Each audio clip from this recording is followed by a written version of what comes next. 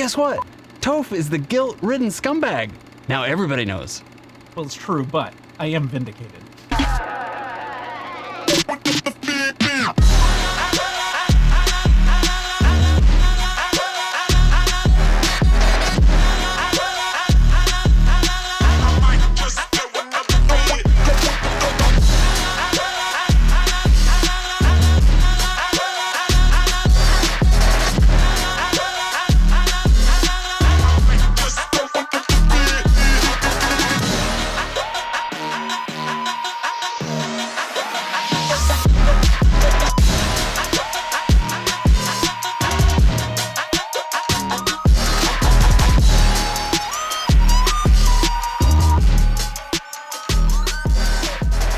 Hello! Welcome to Bad at Board Games. What? He's bad at board games. We're both bad at board games, actually, with this game. My name's Brad Lake. I'm Topher Ferguson. And we're bad at board games, so you don't have to be. Today, we're going to be talking about Vindication. It's the Vindication time. Finally came in. It's a year and a half later. Finally came in. There's a reason why I don't kickstart things. I don't have that patience. Yeah. So you think they remake it, and then you think it's going to be quicker, and it just doesn't happen. This hobby requires patience. Yes, you kind of have to buy it and forget it. But hey, then with your old age and short-term memory loss, hey, look, it's brand new. Just came in. He's so nice. I am. Brad's old. He just had a birthday. So stick around to the end. Find out what our BGG rating is. Find out what our value rating is. Find out if Toph believes that the mechanic rating, weight rating is right. maybe I don't it know. is. Maybe it's not. Who knows? We shall see. Tell us a little bit about this game, Toph. Yes. So Vindication came out in 2018. It is designed by Marc Neidlinger. I'm going to mess that up probably, like I do every name. Marc Neidlinger. It is published by Orange Nebula. Mm-hmm. Yeah, they make some cool games. Not a lot, not a small publisher out in the West Coast. And but man, their games look good. Yeah. Fantastic. I mean, artwork, miniatures, even just the board, the basic board. Yeah, good stuff. Do pretty cool stuff. So the look and the design, I don't know if we're going to be doing B-roll on this. Maybe you can hear the dogs barking. Maybe you can't.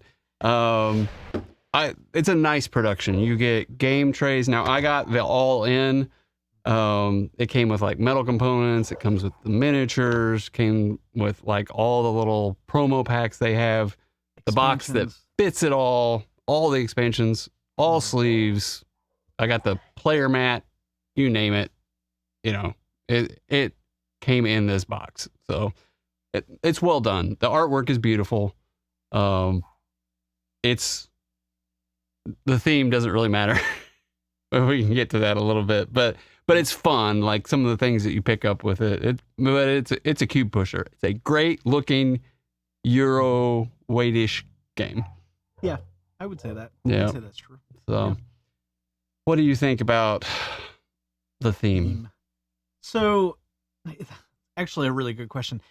This is a game I think that we can play without even considering the theme at all. Unfortunately, I think that's going to be one of the things about the game that a lot of people might talk about is that the themes, not that it's pasted on, but it's definitely, I would say, secondary to the mechanics and to how the game itself plays. I do love the fact that you start out as a guilt-ridden scumbag as a character. And then as you go throughout the game, as you explore the land and you visit the different areas and maybe you take control of them, maybe you do not, you just visit them. You are working to build yourself up. You're kind of vindicating yourself. And in doing so, you have extra benefits, you have extra powers, you get extra things, especially points or honor in this game. And so, you know, the theme itself is kind of traveling throughout this land kind of as this scoundrel, collecting what you can, getting some companions to join you on your path. You're getting relics, you're getting, depending on the expansions, pets and other things to kind of join you along your journeys, making yourself as efficient as possible to do what you need to do. Kind of goes into a little bit of that fantasy realm. And I think the fantasy theme kind of fits a little bit, but some of the rest of the theme we definitely forget about as we're playing. So yeah, it's just, how do I get this cube to convert this cube to get this thing that I can go here and do this thing? Yeah. Yeah, we definitely get caught up in that. And that's true sometimes, especially with Euros, in the do one action to do another action to do another to do another. But there's some fantastic Euros that you just have theme oozing and everything. And I kind of feel like we've lost that a little bit with this game. But still there. There's still a bit of it. If you like fantasy, you might get into the theme a little bit more in the powers and especially the relics, some of the things they can do, potions that do special things and teleportation across the board and, fun things like that. Yeah. So we're getting a little bit into the mechanics. So Toph, in essence, take all the pretty things away. Yeah. What are the mechanics? What are we doing? Yeah. So the big thing with this game is going to be area control or majority or influence, as they're calling it, especially in this game here. You're primarily using your powers that's in your board to be able to go out and get the control that you need in the board. The game itself is going to come with a player mat, and you're going to have 3 different areas on it. And as Brad has mentioned, this is a cube pusher. You have your potential, which I think is fantastic to joke about how much potential. Brad usually ends up still with all of his potential not being used. The influence, it's true. It is very true. The influence is what you are using throughout the entire game to be able to do things, whether that's activating your characters or building out into the board. And then you have, at the very end, your conviction. And the conviction is very hard to get, but your conviction is really what you are using to be able to do things, especially like taking control of lands that are out here. And so you are taking your cubes and you are moving them and spending them in various ways. And probably more importantly than just spending them, you are having to manage what you are doing with them. So think of it kind of like resource management, but in essence, it's just your cubes. Outside of that, you're looking at variable board or modular board that is coming out. So the board itself is building itself as you play the game, which I think is a good thing for longevity. It's got play. It's a bag builder. You're drawing the components and putting them out as you move past them. So not so much bag builder, but you are pulling from a bag in order to be able to pull out these tiles, which is actually giving you the lands and the spaces that you can go and gain control of. You've got dice rolling. I would not say that that's a huge mechanic in the game, but there are opportunities where you are going to be rolling some dice to get some benefits, especially if you're fighting monsters. Then you're going to be able to roll the dice to see if you defeated them, if they defeated you, if you're just unconscious, whatever it might be. So a little bit of that is thrown into it, but that's the basis of the game. It's a typical hex grid, cube management, area control game. And so my story on this one, like, I got into Board Game Co. and all the games that he liked for a while, and this was one of them. It was like one of his favorite games on his top 10. And like the more I looked into it, and I had missed, what was the other game that we just talked about from Orange Nebula? They have it's a good co-op solo game, and I can't remember the name.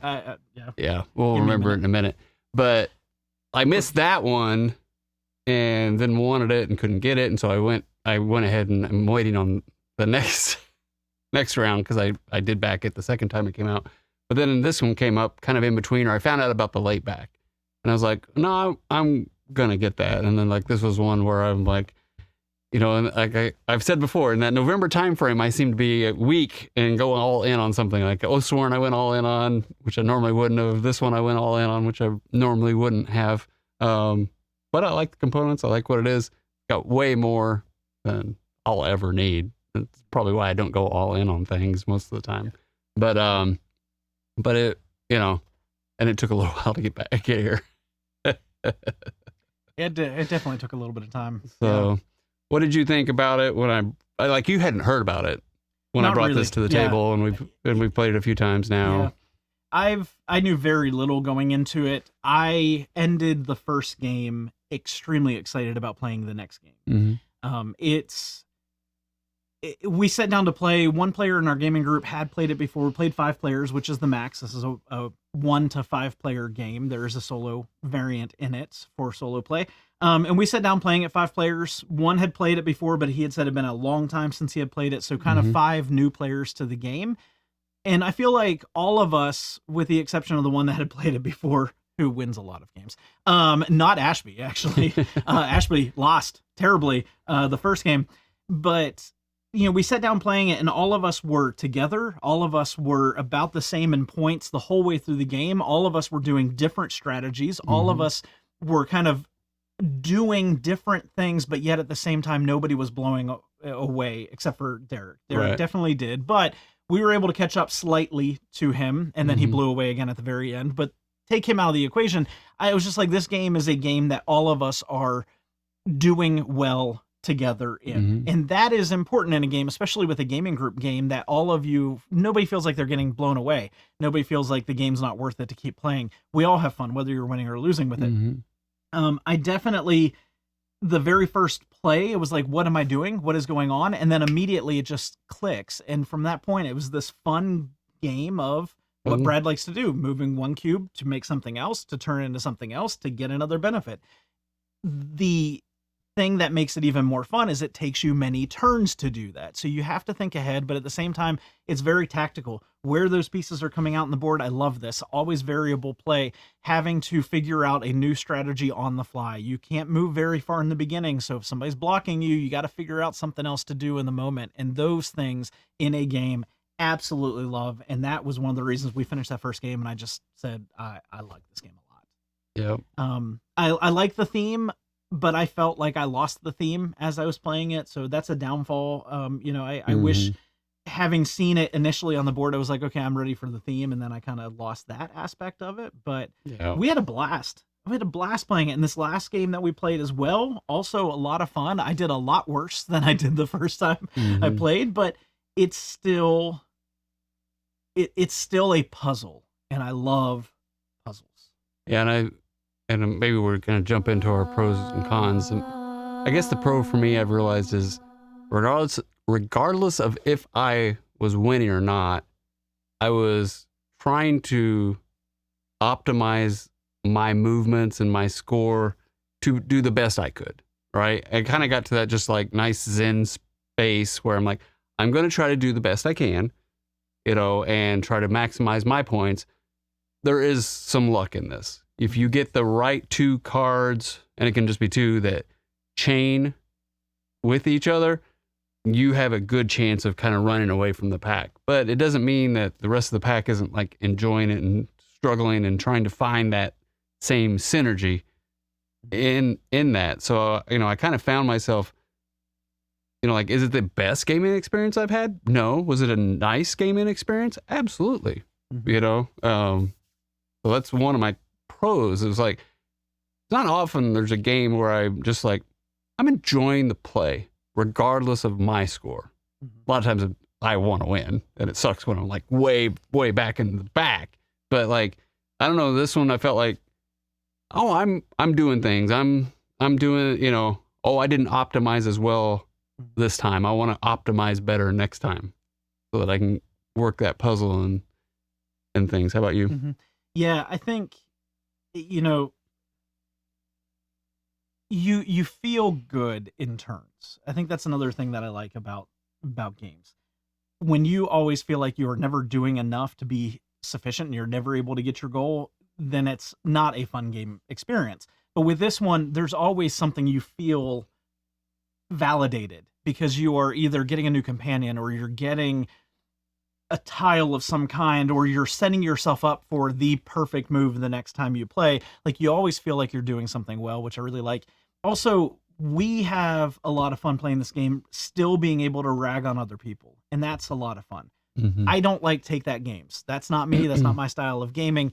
There's not a lot of take that in this game, but there are some moments where something will happen. You'll pick a companion that takes away points because they're a thief, or there's some terrible person that's joining into your pack.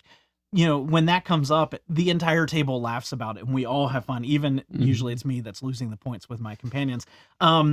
It's still fun. It still makes it an enjoyable experience, and that's been a big. I guess that would be a pro, but that's also a part of just the times that we have played it. We've ragged on each other through it in a good way, and it's not ever felt like, oh my goodness, Brad's out to get me. Yeah, and I would say, like, if you're looking for a game that is competitive, but there's almost, I would say zero. I would say the base game, there's zero take that. Now, the only thing that you do is, like, I may put a cube down on hex, and then somebody else will have to pay 2 to then gain that control. The other player doesn't lose anything. Yeah. Right? And you gain, like, there are things that you do to yourself that will cause you to lose points, but usually another player in the base game, not the expansion stuff, is not going to cause you to lose points. Yeah. So you're not feeling like, oh, I just did this, and then like they took a whole bunch of things and they can't take a whole bunch of things, you know? So it is this game. It's kind of like, it's not completely fall forward, but it's like you can affect yourself and get negatives. So it's hard to be mad at yourself for that. But other people really can't. You know, they might play and be more optimizing things better than you, but it's not like, hey, I came over and stole things, so now I'm now optimizing better, and then, you know, it's a double win for them. And there really isn't any of that in this game with the base game. There are a few cards in the expansion that allows you to, like, you know, stick it to your neighbor, but we haven't even played those because you have to activate those characters, and it doesn't really help you. You want to do other things to chain, not necessarily stop and hurt somebody else. That's one thing that I've noticed is some of the cards, there's relics that might pop up, or like I mentioned, the negative characters, the bad companions that are joining you. It's an expansion pack, so just realize that. And so some of those do have abilities where you could in some way set back another player on the board, but in doing that, you are not benefiting yourself so much. Right. And so I doubt there's going to be a lot of that's going to pop up. You know, some of the expansions will add a little bit, but okay. Keep going. We'll stick with the pros. Do you have one you want to do, or you want me to throw one in? Go ahead. Okay.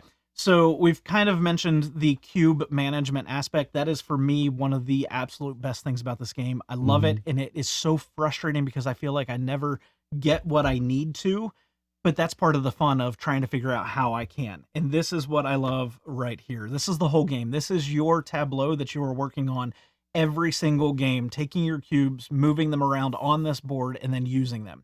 And so to move them from one position to the next is either taking away a powerful action that you have to be able to move one cube, or you've got to figure out where to do it on the board. And that aspect, that is the puzzle that absolutely makes me say this game is fantastic. Other games do things like this, where you have to move cubes around, but not only in this game are you moving cubes around, you have to wager using those cubes for other things. Do you use the influence because you need it right away, or do you move one of those influence up into the conviction where you are actually able to then go and maybe take control of a land, or take somebody else out of the control and make yourself in control of it?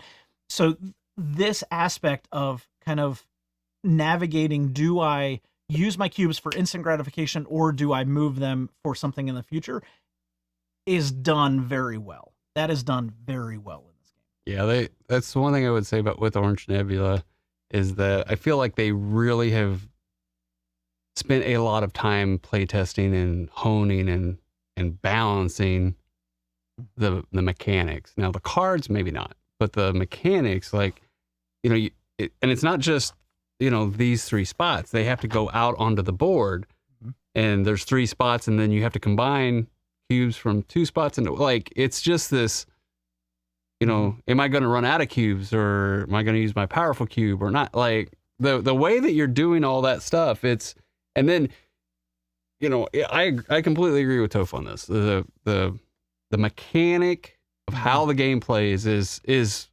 stellar. Yeah.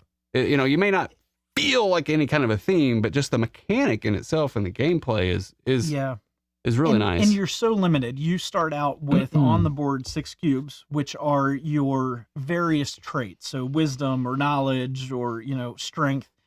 And then you've got what, 18 cubes that's on your board here. And that's all the cubes you have for the whole game. And in order to be able to use them, they have to be in influence or in conviction.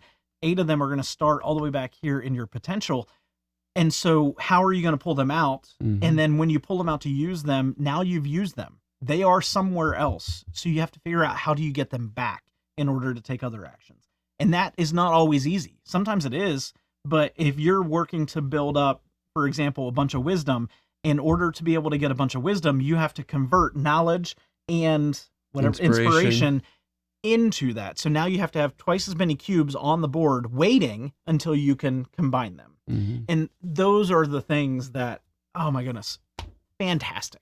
Yeah. Fantastic. So that's my biggest pro, I would say, for this. I think it's easy to teach.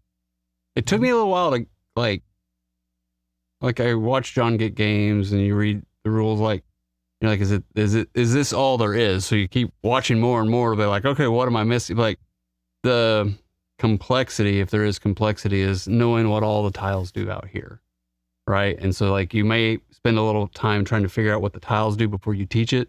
But you get 3 things on your turn and you have a few bonus actions that you can do as often as you have the ability to on your turn. So, but it didn't take me long to teach people. And then I just said, okay, we're going to play. And you watch what I do. And then Derek, who had played it before, kind of was able to, so he was the second player. And then by the time it got to the third player, we kind of helped him. But like after 1, maybe 2 rounds max, everybody understood what was going on. Like how to play, not how to play efficiently, but understood how to play. And so then they were able to, go off the races on it. So, I liked that. I don't know if it was the easiest to learn. Like I thought Barrage was easier to learn. Honestly, Barrage is not a hard game to learn. Barrage is brutal to play. But for what I thought this could be, I thought this was easier to learn than other games that we played. In even sitting and learning it, Brad sent out a link to YouTube to, I think, John Gets Games, to all of us that were coming to game night that night to play and say, hey, go watch this, just to get an idea of what the game is. And I've been slammed with work. I had not had a chance to watch it at all. I was like, maybe at lunch break. Well, I didn't get a lunch break. And so I was like, okay. I sat down knowing absolutely not anything with this game on how to play, and it was instant. I mean, Brad just talk through it basics. Here it is in minutes. It wasn't even like we spent 20 minutes on it. I tried not to spend a ton of time. I wanted to show people how to play. Fantastic. That is a great pro. That is, especially for a gaming group where you are transitioning through players and games. Yeah. I like that. You got it. What's your other pro? Yeah. I like the cards. I like, as you go out and you are building the tableau that you have in front of you, the ability to go get new companions. And what the companions do is pretty much give you 2 benefits. You can activate them, and when you activate them, you get cubes on the board somewhere, and usually there's an ability that's going to give you some instant, one-time, at that moment benefit. The second thing they're going to do for you is they have a strength to them, if you will, that when you go out and fight monsters, you are actually using them to be able to fight the monsters. So, potential for bad things to happen. You might die, or that companion might die. But those are the big things with the companions. But being able to add more and more companions into your board and having new options for abilities to get effects, that is a very fun aspect of it. And it is random. You mentioned that already. It's random. You're drawing cards from a stack, so you don't know what you're going to get necessarily. But if you're able to react to things, if you're somebody that, like me, that likes tactical play, that's fun. Okay, what am I going to do with this? Is it worth it? Maybe it is, maybe it's not. And that brings a variability of play, I think, into the game. And he kind of, I'm going to talk about something else, but he reminded me of something I would also say about the tactics of play. But my next pro really is, it's almost fail forward. Not quite, but I would say you don't fail and have a negative instead of failing forward. So like when you roll, when you're fighting a monster, you're guaranteed to beat the monster. What you're not guaranteed to do is your guy live. So you have a 2 out of 6 chance that your guy could die. Now you could get a pet that doesn't allow your guy to ever die, or you can spend a cube to stop your guy from dying if you have that cube available. But for the most part, you still got that benefit of what the monster has for in-game points and immediate scoring. So, like when you think about not take that and, I like battle games. That is not how I like to fight monsters, but I like it in this ecosphere, right? And it just makes it for a pleasant game. It is not Cascadia peaceful, and that's too peaceful for me, but it's like this pleasant. People aren't getting like, oh, I got hosed by that roll, or you just don't have that. So yeah, I appreciate that type of combat. Yeah, and that's what I mean. Like, there's like that. This will fit a lot of those people on both sides of the fence, to find a happy medium. And with the cards themselves, one other thing that they did with this, and I think this is a pro, is on each of the sections where there's cards, there's always one face up. So you can choose to take the face up one, or you could go for random luck and draw whatever you could off the top of the deck. That is another good aspect. So like with fighting the monsters, you can take a look and see what benefit is it that I'm getting. That if I lose my man, my companion is going to give me probably 2, maybe 3 victory points. And if he dies, I'm going to lose those. But how many points am I getting from the monster? Because maybe the monster, even if I lose my companion, is going to give me even more. Yeah. So yeah, those are fun. Yeah. So I will get into one last pro and see if Toph has one before we move on to cons. And this is a surprise for me, but it is a complete 100% tactical game. I don't know if you can strategize like you think you're going to be like, oh, I'm going to do this for 2 or 3 turns. Kind of. But then the movement's so difficult that like somebody could be sitting where you needed to go and now you can't. You're 1 turn behind where you wanted to be. You're reacting and you're looking at what's out and around on the board and where your cubes are at any given time. It is 95% tactical play. You are reacting to what people are doing, what's coming out, who took the tile that you want, and now you don't have 2 cubes to bump them off. You only had 1. How are you going to shift? How are you going to pivot? It is, and I think, Toph, you love tactical games, right? Very so much. Like, if you're thinking of like this, it's not 100% Euro where you're playing solitaire, but it's not take that where somebody's hosing you, right? So you're having to react to what people are doing because it could affect what you're doing. Or, oh, they got that before I got there. So when I go there now, they're going to give victory points. I'm giving them victory points. Do I want to do that? Yeah, I need that ability, so I'm going to give them 2 victory points every time I go there. So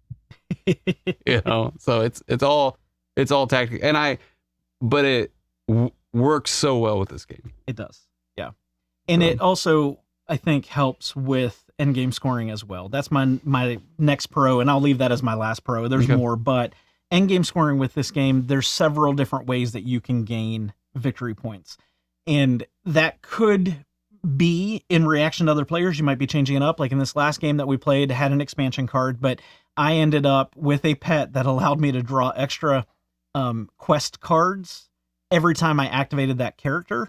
And every time I was drawing a new quest card, which was giving me endgame points. Now, some of them gave me 0 points because there was no way I could compete them. And other ones, it was like, oh, look, bonus, 2 points, 5 points, something like that immediately. You also have not only your quests that are going to possibly give you points because you are working. That's a strategy aspect. So I think that falls into the 5% strategy. You're trying to get some points. Typically, they're 9 total, 2 points and 7, or 3 and 5, or something like that. So you've got those quests that you're working on. You also have area control. And so and when I say area control, it's not necessarily on the board area control. It is the different colors. So the different wisdom, knowledge, etc. The number of companions you have of that color are going to help you out in terms of getting control. There's 7 victory points for 3 different colors and 5 victory points for 3 different colors if you have the most cards of that color. Yes. So when he says area control, don't think of like Inish. Correct. Think of it like, if I built out my deck this way, I'm going to be able to claim that 7 victory points at the end of the game when it ends. Yeah, we'll call that influence, maybe not area control. Influence. And so that's an aspect of it. You have, throughout the game, a lot of points that you're getting here and there. Those are fantastic things. Some of the cards that you're getting have endgame bonuses, especially monsters that you fight. Like, there's all these little things that you end up ending the game, and then you go into scoring, and everything has changed. Everything has changed. I mean, Brad, I think you got like 30 endgame victory points. Well, I don't know if I got that. Oh, you got a ton. I mean, you flew around like 2 sides of the board, and it just completely changed the game. I mean, I think that's fun too, because you know what you have, you don't know what anybody else has, and you're trying to guess that the whole game. And that's this aspect of, do I go to that space and allow them to get 2 extra victory points, or do I not? What am I getting benefit out of it? I tried so hard to kick you off of a space, but I couldn't because he had a card that meant I had to use twice as many cubes, 4 cubes, out of conviction, which is extremely difficult to get in order to kick him off 1 space, because I could have got like 7 points from that. There was no way I could do it. I tried so hard and I could not do it. But Sometimes it's worth kicking somebody off. Sometimes it's just worth saying, hey, get the points. I don't care. I'm getting 5 points out of it. So good side. So cons. This pertains to the big giant box, right? So the con was they have all these trays and everything. They didn't tell me where to put anything. Like they kind of do. They kind of show you how to put all the stuff back together, but then it was like there's so many punch boards, and I was like, does this fit here? Does that go here? Like it felt daunting, and I sat there and I did it, but like it was still kind of like I wish they could have had one page because they show all these pages like here's the expansions, here's this. Would have been nice if they had just said like this goes in tray A, this goes in tray B, like something to give you, like some of them were easy, but like there was so much. Thank you, Stonemeyer Games, for doing that. It would have been nice just to like have an extra page or two to show like here's pictures of us putting the stuff in there. Well, and I say that Eagle Griffin Games the same. Like there's so many companies that just like they give you this great system and then they don't tell you how to fill it. Yeah. And it's like, come on, I'm paying you $150 for a game. Yeah. Eagle Griffin Games, I think, is worse than this one. This one we could figure out pretty quickly, but So that's one con. Mm-hmm. What about you? Honestly, I don't have a lot of cons to the game itself. However, I will say, be prepared. This is an aspect of tactical play, so I don't mind it so much, but Brad complained about it quite a bit. Not in a bad way necessarily, but it was, we talked about it. We laughed about it. Based on your setup and based on the tiles that you're pulling out of your board or out of the bag to build the board up, you may be screwed. Your engine may not work. And so you might have to completely scrap what you're doing and try something else. Mm-hmm. And that can be a very big negative. That is not a big negative for me necessarily, although like this last game, I had a very hard time because of where I was. But I like tactical play, so it didn't bother me so much.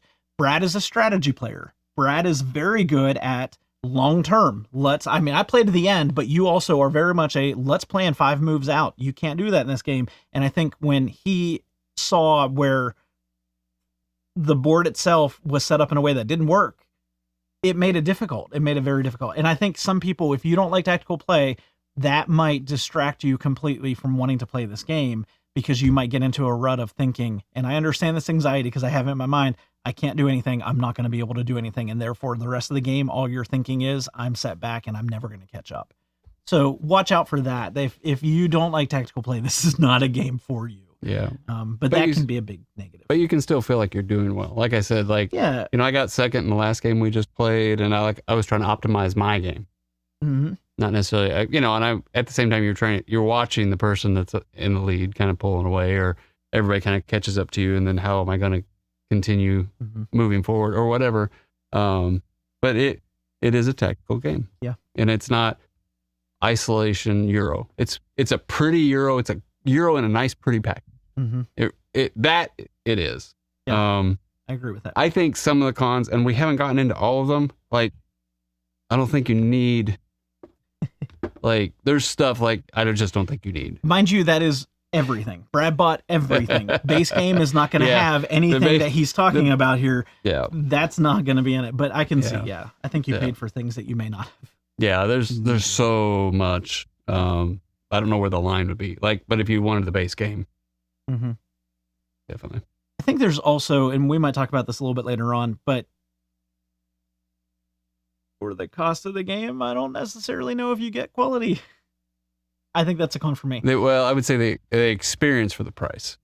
Yeah. The components more so are kind of, until you get the upgraded stuff. The upgraded stuff is great, but outside of that, you can see the difference between a little metal marker that's just got almost sigils on it, and then a cardboard standee.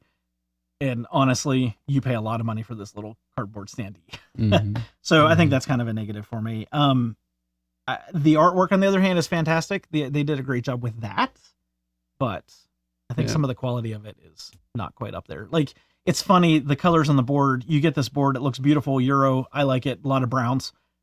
And then you start pulling out the tiles and it's like blue, purple, green, red, like all these bright colors. It's like, well, that's just distracted from the look of the game as it was on the base board. So, but it looks nice. So this is a dumb thing. there's a dice in there that you roll to get different resources that are out here. So randomly you could get something that's harder to get. There's dark red, there's a lighter red, and then there's yellow, but it's orange. And then there's an orange one.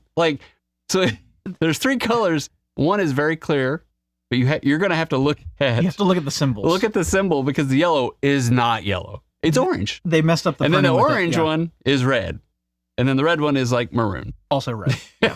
Yeah. So it's just, that's a dumb nitpick. But like at the time, it's like, come on, yellow is just... I've seen yellow in dice. You have to look at some of the icons, because I got even like not just with the dice, but on the board, some of the tiles, when you go to them, you do something, and it's usually affecting one of the colors. And I went to one, I did an entire turn and realized that I was at a tile that was orange and I was doing the action of the red. Yeah. And so I had to take that entire turn back, because you have to look at the icons. Yeah. Have to look at the icons. Yeah. So that's a con. And I mean, like, icons and color help for colorblind, but like you kind of like default to like, okay, that's orange. Or yeah. So but the dice is different. The dice I mean, literally it's like burnt amber. There are 3 colors. It's One's dark orange, red, and redder. Yeah, it's like, not yellow. Not yellow, orange, and red. Not yellow. Yeah. So, but anyway, so those are some of our cons. Not a lot. Not, there's probably some nitpicks here and there, but those are probably some of our main ones, I would say. Yeah. What's the weight? What does BGG say the weight of this is? So as of now, in March of 2023, what day is this? Whatever we are. The BGG weight rating is 3.07. I say yes. I say yes to that. The base game without any expansions may be slightly a little bit lower than that, but this is where the game shines. The mechanics of the game, teaching the game how to play the game, 2.3, 2.4, somewhere in that range.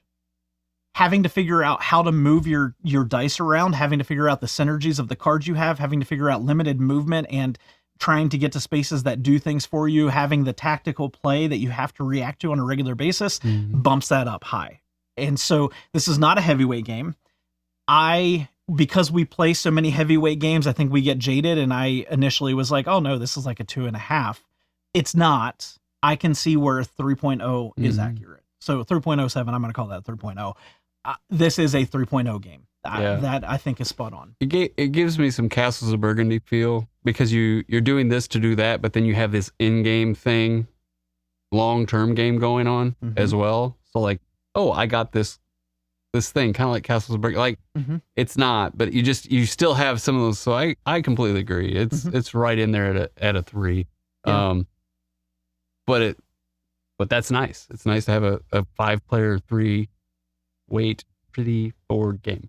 And it's a 3 with so many variables in it that are going to change every game. So it's going to feel a little bit different on a regular basis. Yeah. If you play it on a regular basis, it's going to continue to feel different. So I agree with it. 3.0. Yeah. Yeah.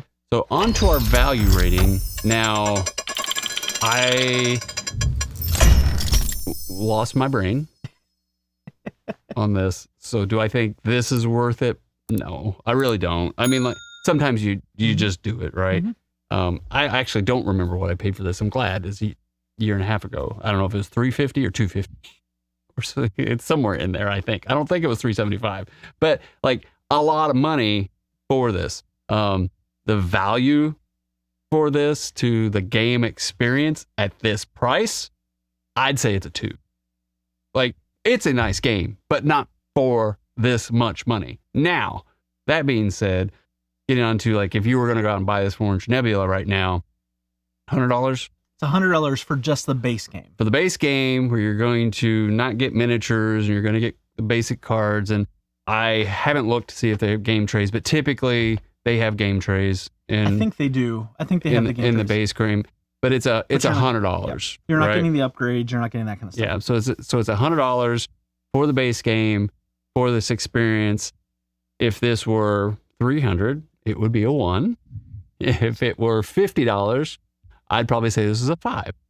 Your Castles of Burgundy, 3.0, great game, crappy components, That's a good experience for the money you're paying. So this one doesn't quite make it to that level because I think for $100, I would like a little bit more. It's pretty. I think it's beautiful. For the experience that you're getting out of the $100, it's not, what's the time travel one that we like? The worker placement one. Time travel? Yeah, where you go back and forth and... Oh, Anachrony. Anachrony. Yeah. Like, this is in that range of cost for Anachrony was actually cheap, right? That's a better experience. These are the things I'm trying to like compare it to, right? $50 for Castles of Burgundy, a better experience. This is a good game. If price isn't any issue, don't worry about it. But for $100, I think there's a lot of other games that you can get with a better experience, either more or less. But I like this game. I want to own this game. I'm glad I'm not sad about it. But $100 for this game, I'm going to say it's 2.5 for the experience. I mean, like, I would probably recommend you to get other things for your $100. And then if you're like, I just really want it, I'm like, go for it. This is a good game. It's a good, solid game. I just think you could get other games, in this 3-weight, not the heavier ones, for a little bit cheaper. So it just depends on what's your budget like. Don't realize that this is not a necessity. It's I like it. What about you? So we discussed this, what we were thinking weight value, and when I saw that MSRP was $100 for the game, I immediately was like, no. Like, it's a good game. It is a very good game. It's not $100. I'm going to compare it against another game that maybe I have or will be purchasing. So Great Western Trail, whether you're buying second edition or Argentina, $55. You are getting tiles for a modular board. You're getting cards. You're getting an actual board itself. You're getting wooden discs that you're using for doing things. Wooden meeples. Yeah, wooden meeples, as opposed to a cardboard standee. And it's $55. Mm-hmm. Better game. Heavier game, yes, but better game. Same quality components, except for the game trays. These are nice. I will give them that, but they're not $45 nice. Mm-hmm. So definitely I've got to give it a 2. But when you get into the all-in, if you really enjoy the game and you want the expansions and you want everything that's going with it, somewhere around $300 for the all-in package, I think is a higher value. I think it's a better value. Now, it's not my money that I'm spending, so maybe I don't have the right to say this, but when you're getting the neoprene mat to play on, fantastic. When you're getting miniatures, I don't know what they do yet, but they're there. They look nice. Okay, fine. That's good. You're getting the upgraded components to play with. Those things, the card sleeves come with it. All of those things add into it, and it is giving a better gaming experience than just the base game itself. I think that's a higher value. Now, is it worth $300 for me to buy it? No, I don't like the game that much. But I do think that $300 for the all-in is probably going to be somewhere around a 3-ish. So that's my thoughts. That's a very long value rating clip, but we'll move on. But that gives you what we're thinking of. Those are our opinions, and we'll stick to them. So rating, do you want to go first? You want me to? My game, you go first. Okay, that works. So for Vindication, and I'm going to rate it based on the base game, not based on all the expansions. Yeah. I am rating it a 7.5, 7.5. Mm-hmm. I like the game a lot. I want to play it. If somebody recommends it, I'm going to say, yeah, sure, let's play it. I'm not going to recommend it all the time. Yep. So my BGG rating, you spend this much money and you want gold. You really do. You want this like, hey, buy it. It's Kickstarter bias. It's a true thing. I spent this money. I'm going to love this game. I'm going to force myself to love this game. I like this game. This is a nice game. I feel like we could play this game quite often and people will enjoy it. Like, to me, this is almost my Arnak. Right? Okay. Like, wait, what do you mean by that? You mean like not like you loves, like it like Arnak? But... No, but everybody loves Arnak and wants to play it. And like the kids, I could see playing this several times. Because we didn't like Arnak. No. But I mean, like, how do I don't know how to explain it.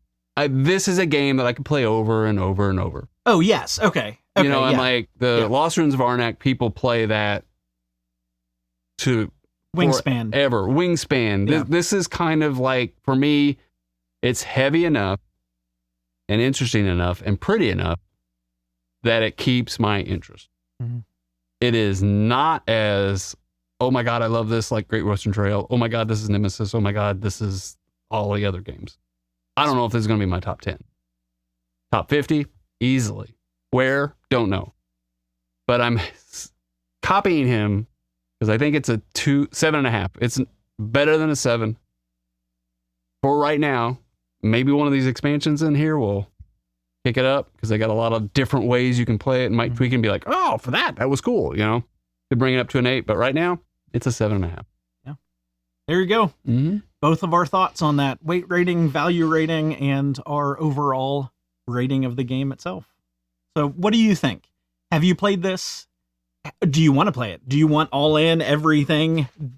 What are your thoughts? And if you have played it, what is your rating of the game? Do you think about the same as us? Are you a 10? Are you a 9? Are you a heck no, I'm never going to play that game again, 5 or below? I'm curious to know what you guys are thinking about it. So leave a comment down below. Let us know. Great game. And just remember, no matter how you play, whether you play solo, with family, or friends, enjoy whatever games you are bringing to the table. Have a great night. Bye.